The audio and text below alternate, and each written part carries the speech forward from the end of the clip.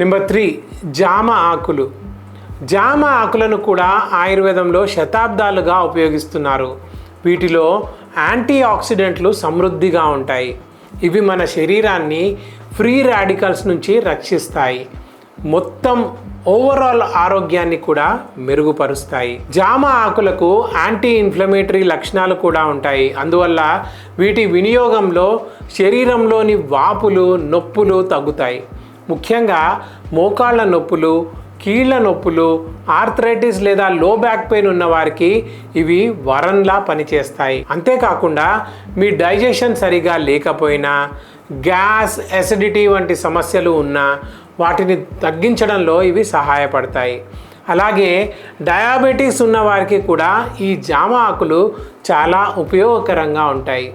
ఈ జామ ఆకుల ప్రయోజనాలను మీరు పొందాలనుకుంటే వాటితో టీ చేసుకొని మీరు తీసుకోవచ్చు.